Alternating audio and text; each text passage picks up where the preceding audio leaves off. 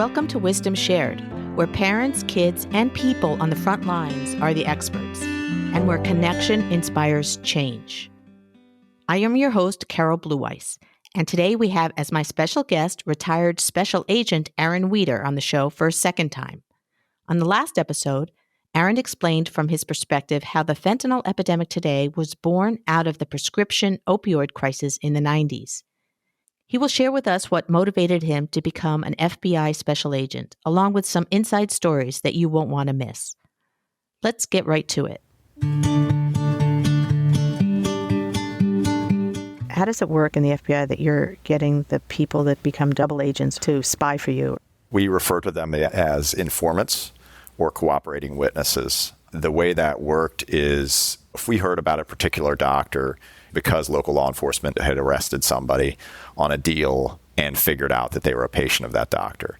And then the local law enforcement officers would be in touch with us, and we would approach that person. If it was somebody that was passed out in a car, or if it was a smaller quantity drug deal, they weren't held. They would be arrested and released. And then we would approach them and basically talk to them to understand from them what was their actual relationship with that physician. Did they fall off of scaffolding and have spinal fusion surgery and have excruciating pain? Did they have cancer? And that's an important distinction to make. Palliative care, where you're talking about caring for people, have terminal type illnesses.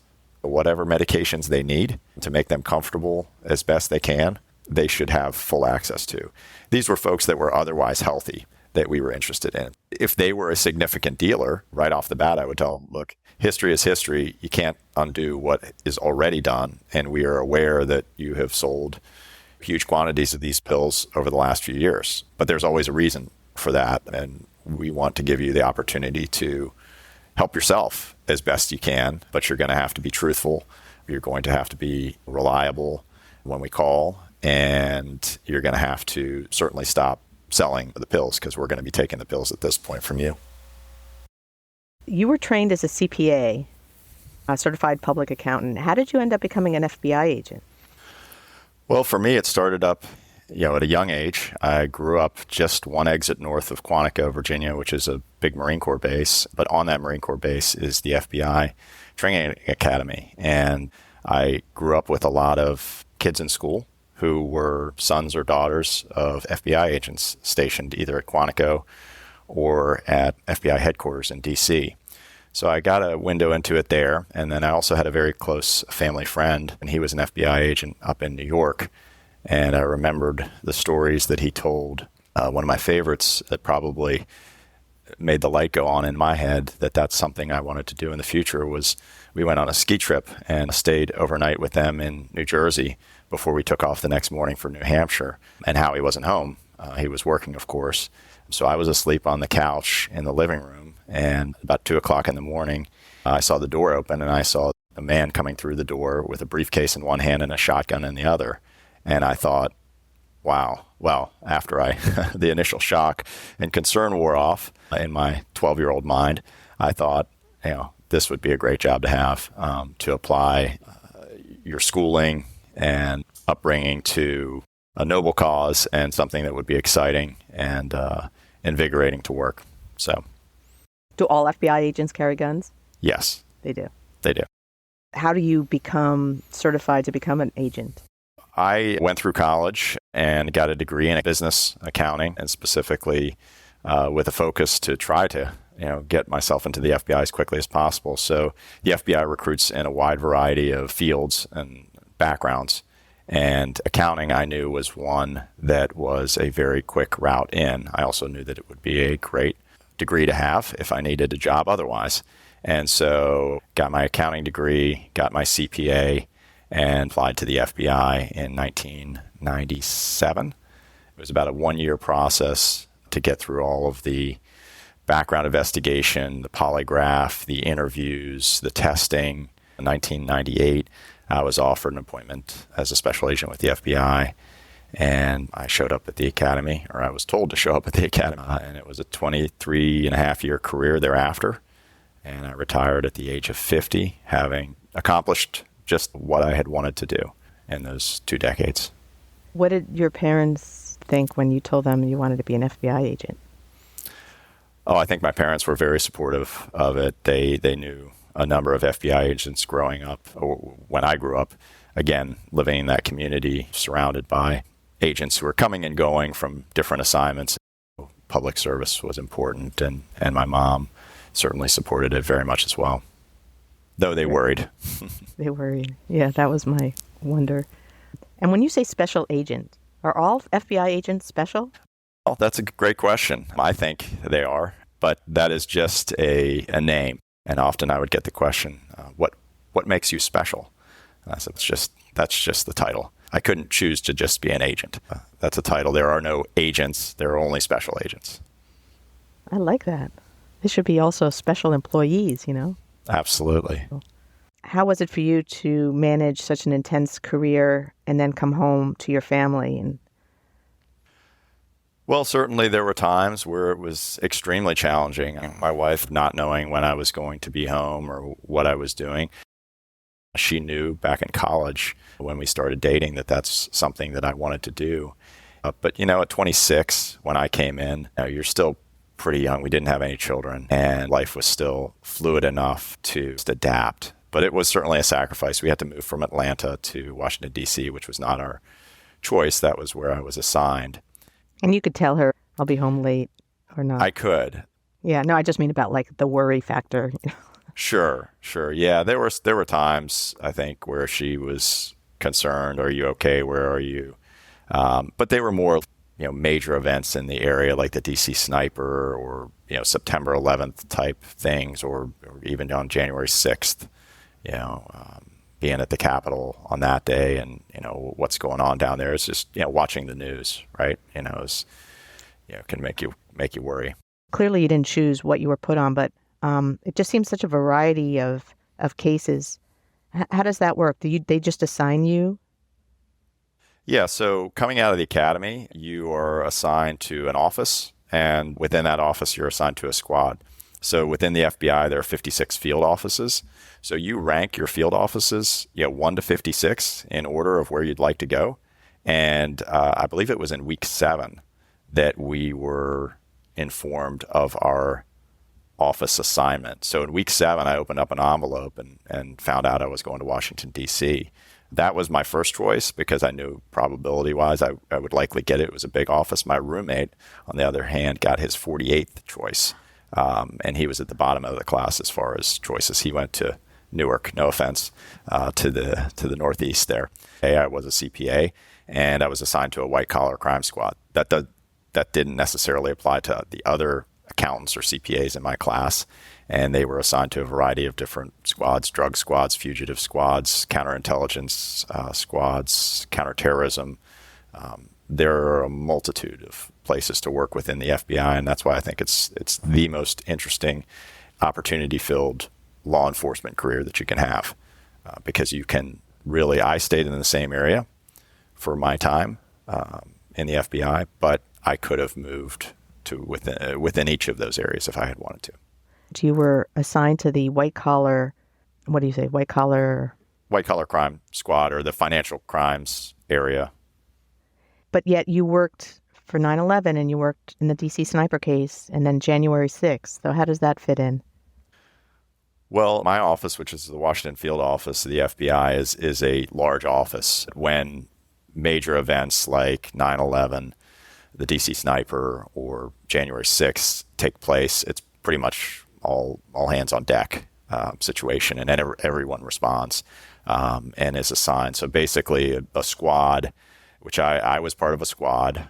My squad was one of about 7 in the white-collar crime section that focused on different areas of white-collar crime. And within my squad, I typically had 10 to 12 agents. After September 11th, we were almost immediately assigned to Dulles Airport, which is where one of the planes took off that morning. And we were running all sorts of leads to try to figure out who the hijackers were, reviewing video, seeing if there were folks that were on the inside that helped them get in or get onto the planes, etc. So DC sniper, we were fanned out over the entire Northern Virginia area, DC, Maryland, looking for particular vehicles and following up on leads. And January 6th, we responded as a squad to the Capitol in the early evening, late afternoon.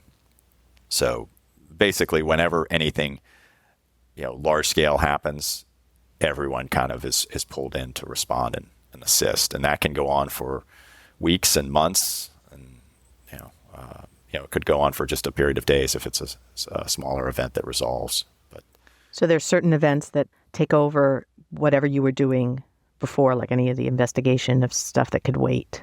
You were pulled. September 11th, 2001 was kind of right at the height of when we were doing these pill investigations, the initial pill investigations, and we had to put all of that on the shelf. We couldn't operate our informants. We couldn't meet with the prosecutors. We couldn't prepare for indictments. We couldn't do anything. And that went on for several months, at least probably 2 to 3. Of all of these cases, you witnessed live January 6th episode? Or what do you say, January 6th? The January 6th event, whatever. It was a response to help to secure the building at that point, which by the time we got there, it was mostly well in hand. It was, going back to your point on the dangers of the job, what I would say is the fellow law enforcement officers that work with the state and locals, primarily the locals, as we call them, as they call themselves, within the counties and the cities and the areas that we worked, are the ones that are really on the front line all the time. An FBI operation is typically planned out well in advance. So as far as the dangers of the job, I certainly want to highlight that being a local law enforcement officer was far more dangerous than what I did. My job certainly had its share of potential, but we kind of, for the most part, knew when it was coming and could prepare for it. So what case that was your favorite or the most intriguing for you, or that sticks out in your mind? Sure. Probably the biggest case that I worked on is in that prescription drug area, the pill world. It was a case that I opened and worked with the DEA, Fairfax County Police, Prince William County Police, the Virginia State Police. It was a task force case. So we had a couple of doctors in Northern Virginia and a pharmacist in Northern Virginia, a couple of pharmacies who were providing prescriptions for and filling prescriptions for absolutely enormous quantities of opioid medications, oxycodone primarily, and at the time it was OxyContin. And those doctors were prescribing the medications to hundreds of patients and in volumes that allowed the patients not only to use, and when I say patients, there were different types of patients within each practice. There were the folks that were there for the right reasons, trying to get help to treat chronic pain, which I'm sure I know from what they have told me over the years is absolutely agonizing and life-changing when you have it. So there were folks that were there for the right reasons, but there were also folks that were there because they had either become addicted and couldn't control their intake of these medications any longer to the point they began abusing them. And typically those folks many of them evolved into selling the drugs, which is what brought us. So as far as the most intriguing case, I would say it was kind of the combination of those three subjects who were related but unrelated as physicians and pharmacists, and the distribution networks that they fueled. We had about 40 subjects total in that case who pled guilty in U.S. District Court in the Eastern District of Virginia, with sentences ranging from 20 plus years to months of incarceration or probation.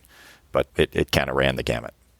Do you remember that feeling of like, I can't believe this, or what did you feel when you were doing that case?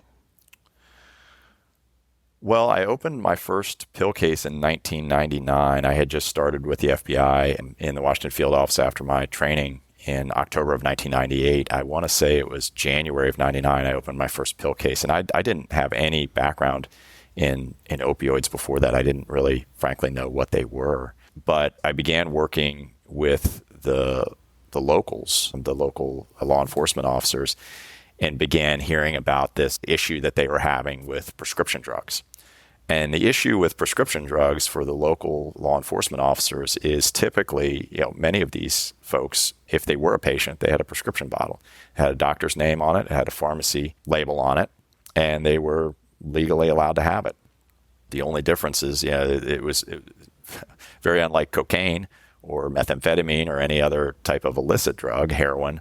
If you have quantities of that on you, there is no doctor behind that, right? So the local law enforcement officers and the local courts were having difficulties prosecuting these cases. And in typical drug cases, often you work your way up from the bottom. And so with a cocaine case, for example, if they arrested somebody with cocaine on them, they could take that person on up to their dealer, and they could then arrest that person and take that person up to the next dealer. At every step of that way, there's blatantly illegal conduct. These are illicit drugs. They're not allowed to exist. But with the pills, the local law enforcement officers didn't really know how to effectively address that. Not that they hadn't done it on certain occasions in the past, but since these doctors could have hundreds of patients, and trying to put together a case that made that prescription illegal was the challenge. And how did it become apparent that there's a problem here?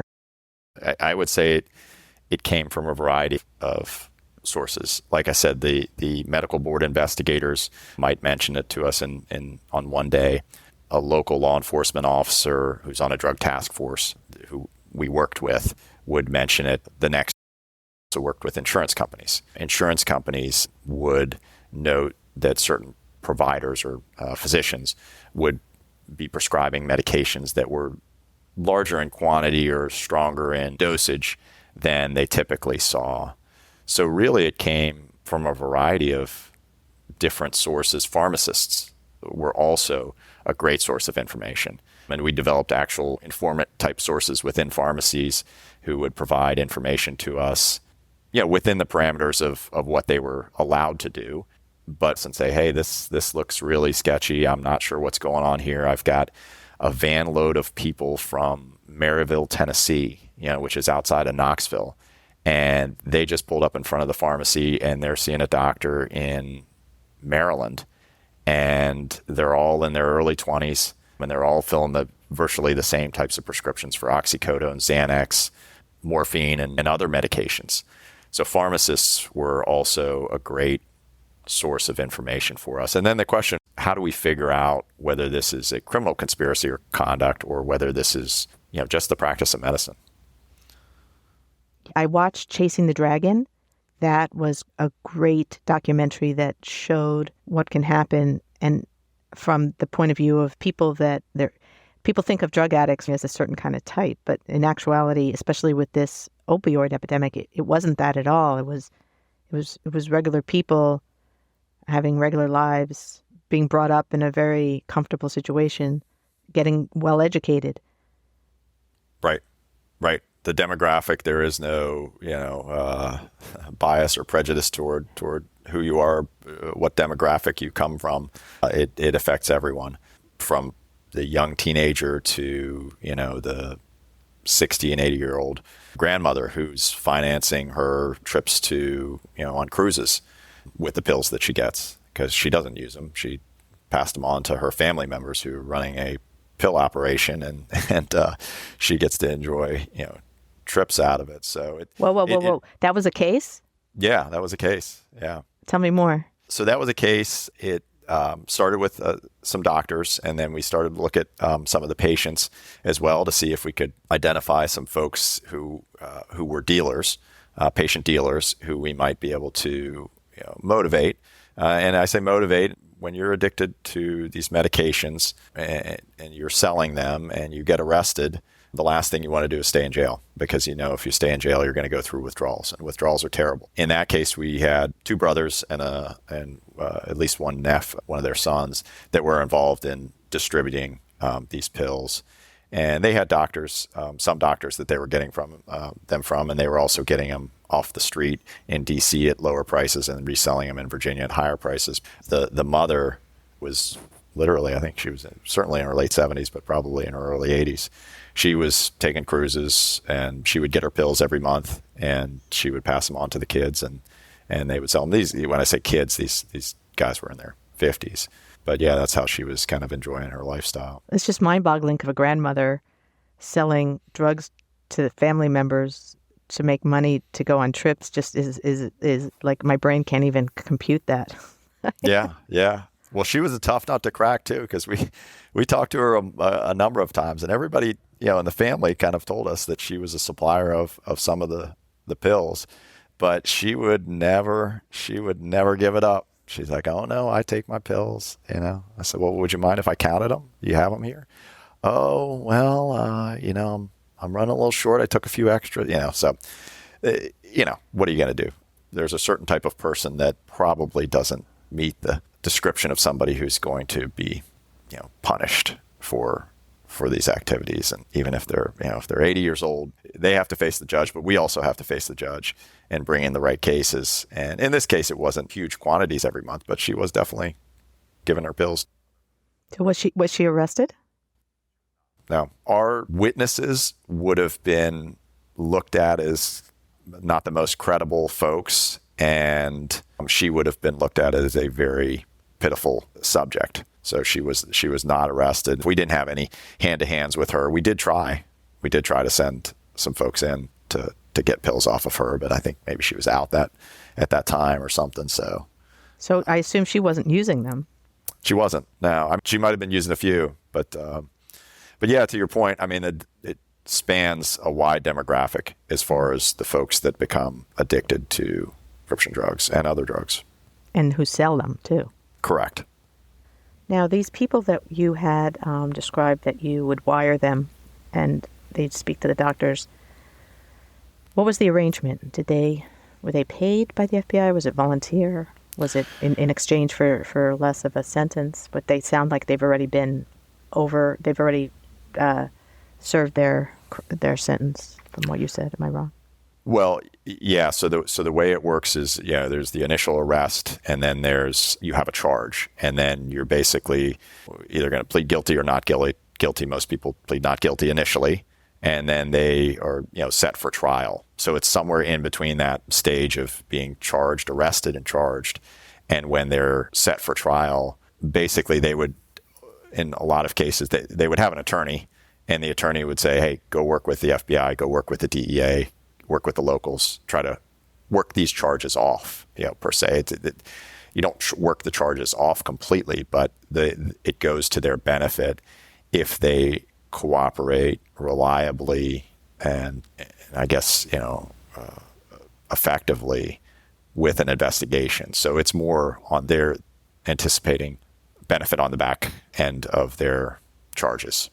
So they weren't paid. No, typically my informants, I had informants that I paid for other reasons, but if you were facing charges, you wouldn't be paid, because that would be, you kind of don't do both of those conflict things at of the same interest. time. Yeah, so I guess I misunderstood, because it sounded like when you were first talking about it that these were criminals that served their time and then they left, and then you then interviewed them to see if they would be good informants. So am I missing something? Yeah, no, maybe I misspoke, or it was a misunderstanding there. But no, these would be folks that would get arrested by the locals on let's say a Thursday night, and I'd get a call from a detective, say, "Hey, we just arrested so and so. He's a patient of this doctor.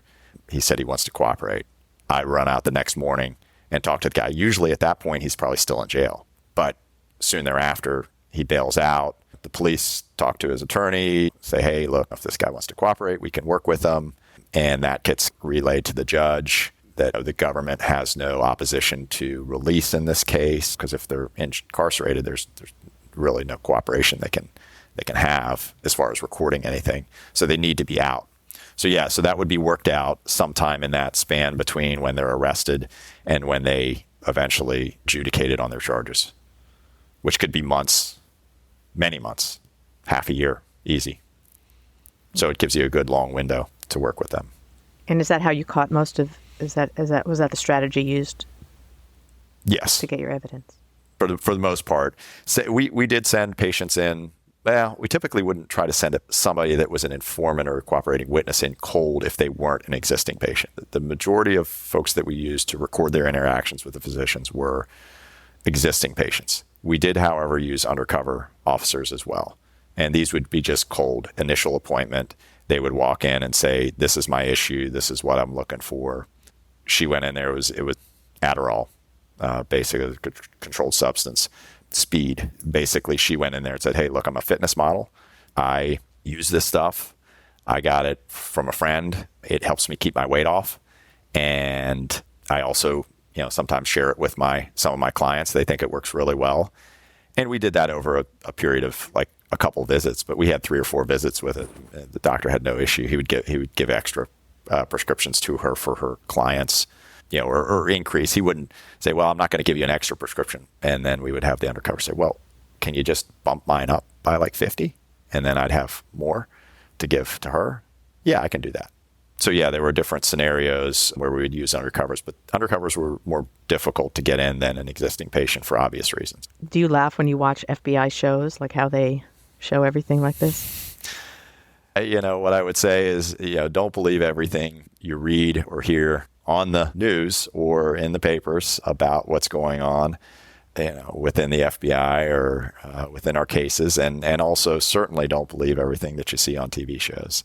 Some of the work is absolutely amazing and incredible and probably not far from what you see on TV, but much of it is made to seem much more either glamorous or exciting, or perhaps have more infighting and conflict than it often does.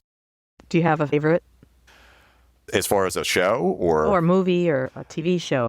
For me, I think Silence of the Lambs was the movie, right? That was in the 90s. They actually had actual instructors at Quantico that cameoed in that and who were there when I later went through the academy. And so the ropes that they climbed, the trails that they ran, the mats that they were thrown down on as they worked on their defensive tactics were all the same mats and ropes and trails that I was on, just a few years later. So who could not love Clarice Starling, right? Mm-hmm. So they did their research too. They did. And I think it probably inspired a lot of people to join the FBI. It was a movie that people still talk about today. I do wish we could chat longer, but I'm having an old friend for dinner. Bye.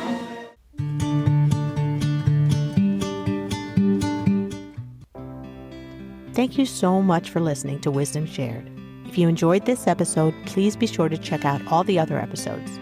Go to carolblueweiss.com or wherever you listen to podcasts.